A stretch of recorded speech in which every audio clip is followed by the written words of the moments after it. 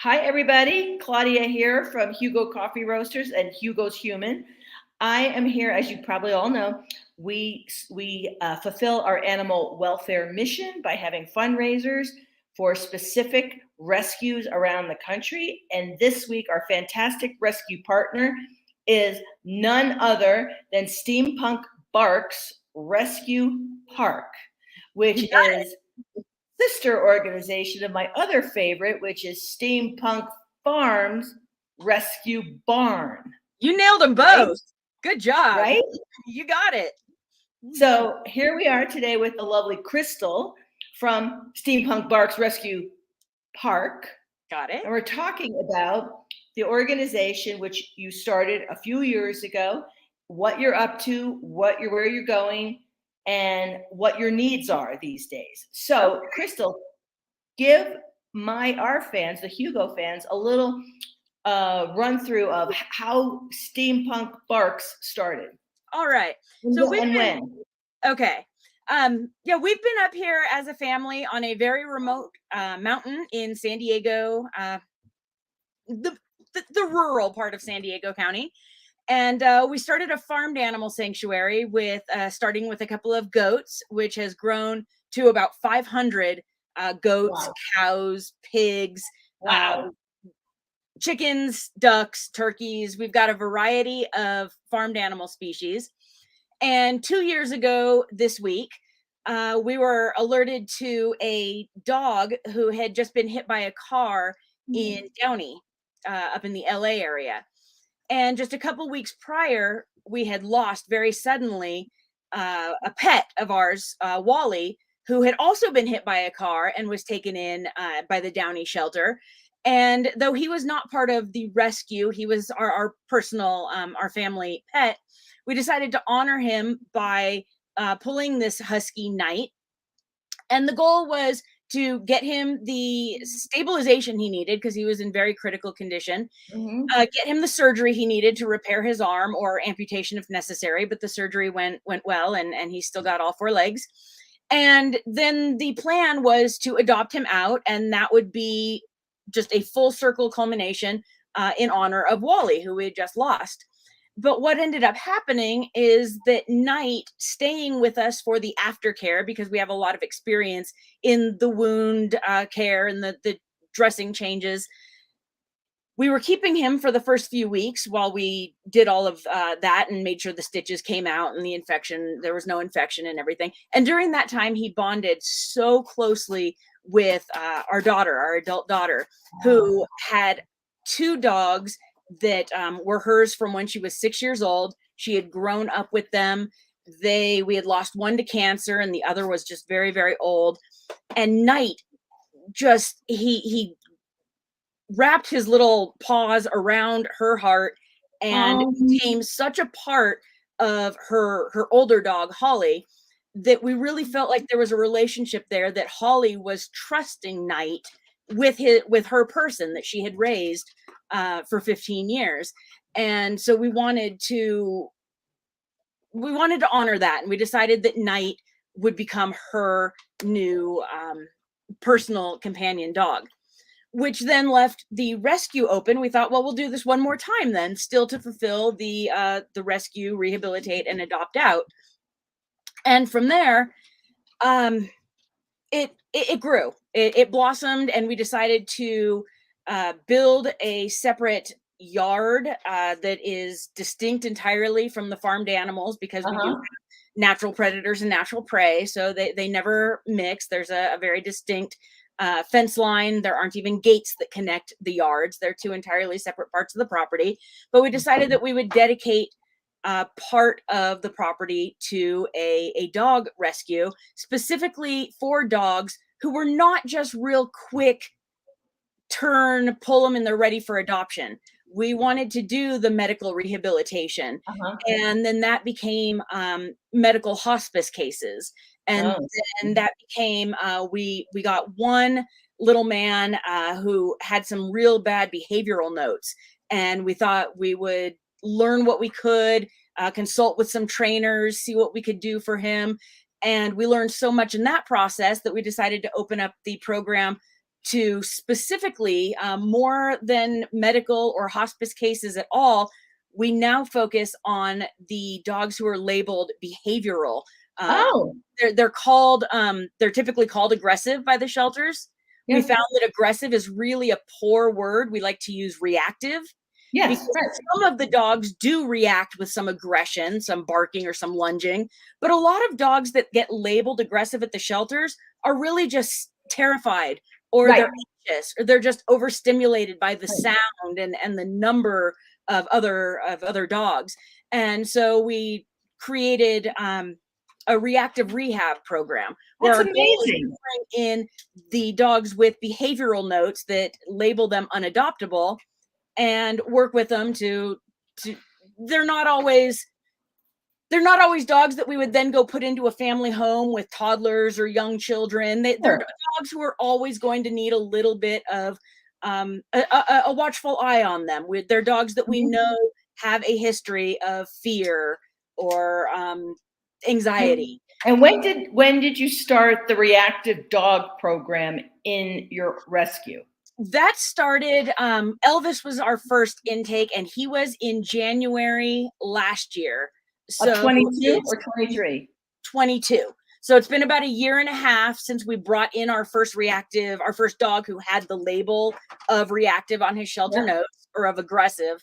yep. And, we didn't know at the time that that would become the focus of our reactive rehab program. I would say, somewhere about maybe 6 months into working with him. He's a particularly challenging case. He's still with us. He's a sanctuary dog because his, reactivity goes a little beyond what we consider safe for an adoptive home. Um, How but does he get along with the other animals in the rescue? He actually does very well with other dogs. His Okay. reactivity is not towards other dogs at all, but he's extremely reactive towards people. He had two Oh, fosters on his way to getting to us because he went to a foster, who took him to the vet for a neuter, and then he went to another foster as a temporary, while we worked on transport. And both of those fosters fell absolutely in love with him because he's an adorable little, compact kind of, um, French bulldog, but bully. He's got the very, very short cropped ears, no tail whatsoever. That was cropped entirely. Somebody mhm, made him look like a fighting bulldog, but he's the size of a French bulldog. So he's mhm. very unique in look, and he's very cute in his own awkward sort of way. So both of his fosters fell completely in love with him, and both of them within about a week said, this is not going to work. He's Mm. biting feet, he's lunging at my husband. So he ended up coming to the sanctuary, and we found that though he bonded with me very closely, he still, a year and a half later, is very human selective, and he's chosen me, and nobody else will do. And Ah, so that's the reason that he is staying with us, is because, we have not yet found another person that he doesn't become highly reactive to. But, we so learned so much. how how many animals do you have in the rescue? How many dogs do you have in the rescue currently? Here on the property, we have 8. And then do you Um, have a foster system as well? we do. We have a couple of dogs in in foster homes. Um, we don't do a lot of foster work because we're so remote. It's very hard for us to get to, the fosters' homes to work with them. We tried developing a really more extensive foster network, and in a couple of cases, Elvis being one of them, and then Winnie also being the other, who's a very good girl, but just very high energy. Mhm.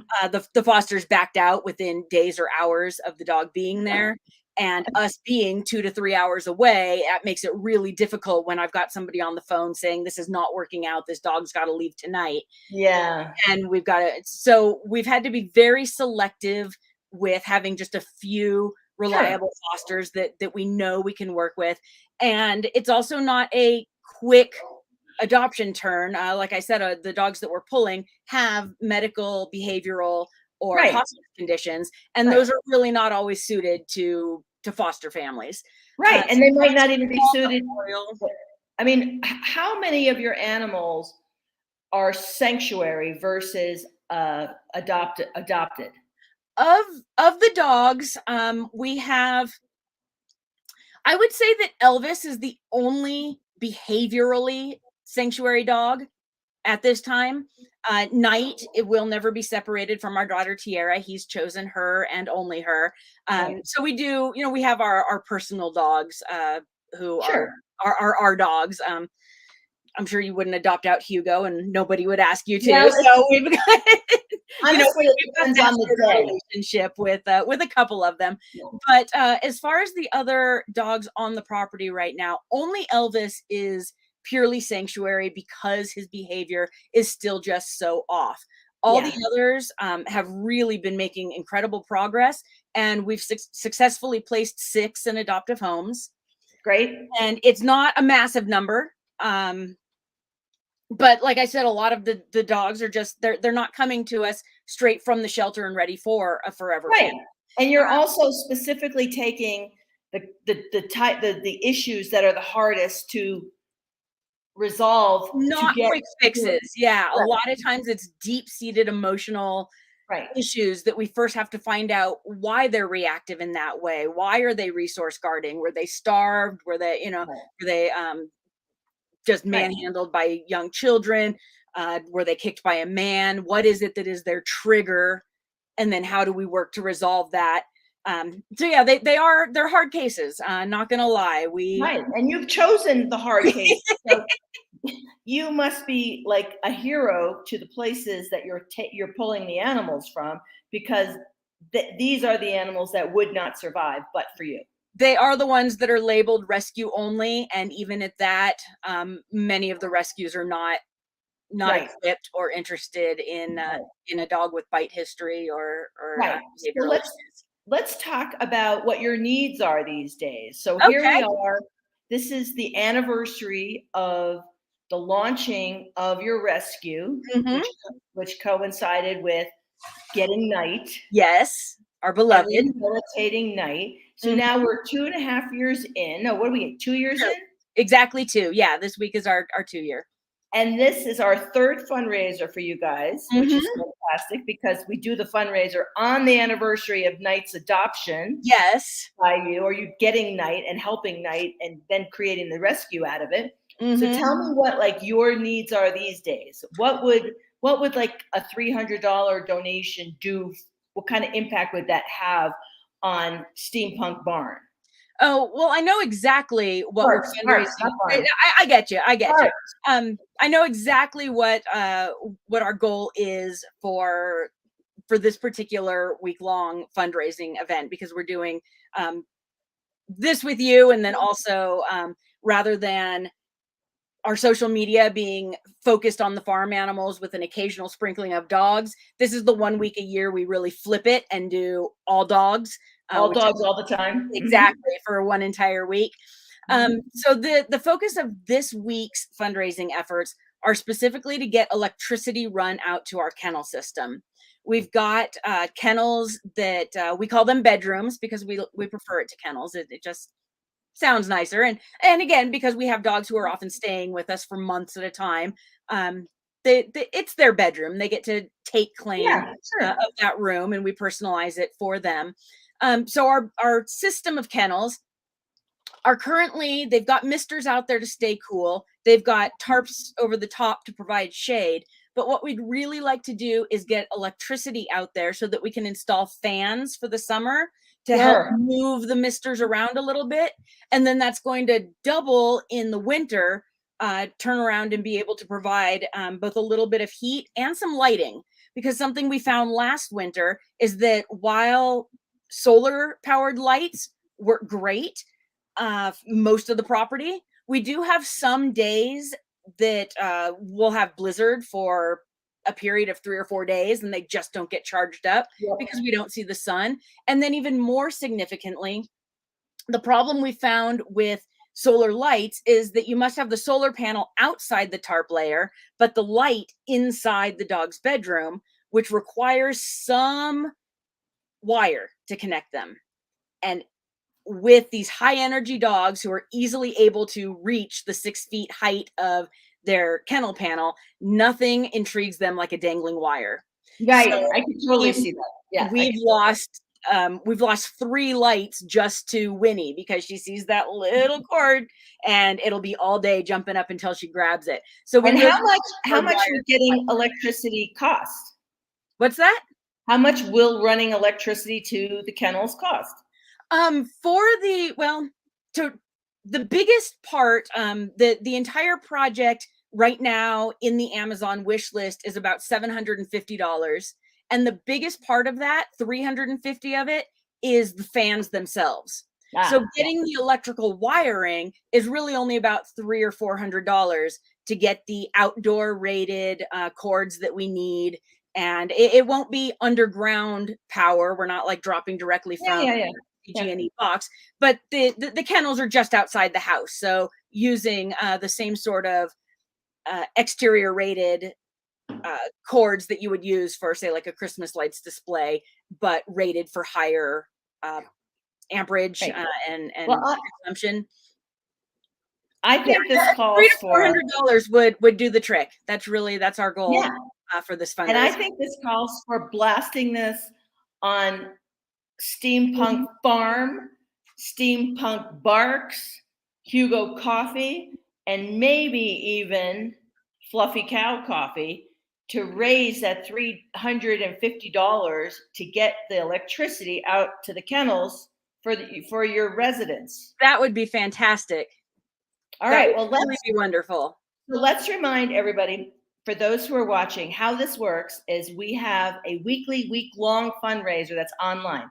So we donate $2.50 for every item sold online during the course of the week that begins on Monday and ends Sunday at midnight.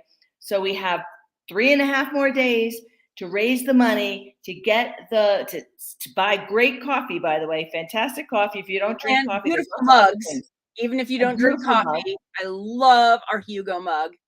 One of my Yes. favorite. It's gorgeous. It's gorgeous. Fantastic. The mugs are, everything's great. So we just need to buy, sell, so that we can write a check on Monday for $350 to get electricity out to those adorable yet tough residents. Yes. All right. So, Crystal, your job is to spread the word. Our job is to spread the word and get the energy going and get people to buy so we can get electricity. All right. I know I have my personal order. I got to get my rollover breakfast blend. It's my favorite. There you go. So I've got to Fantastic. order that for myself. And I have a friend who needs a new bag of Betty's Brew. She's made There a you go. request. So wonderful. get And then my we'll do order Betty's in. Brew. Remember, Betty's Brew, I doubled the donation. Are you still doing that? I thought that was just last year, but aren't you generous? Yes. And if you do the mug and Betty's, whatever you're doing, I double the donation. So Betty's Brew all day long in honor of the inimitable Betty White and Mad Animal Lover. Yes. All right, Crystal. Well, you get the word out. We will do the same. You have a great weekend. I look forward to Monday morning where I can hopefully write you a big ass check. Sounds wonderful. Thank you so much. All right. Great to see you again. You too. Bye. Bye.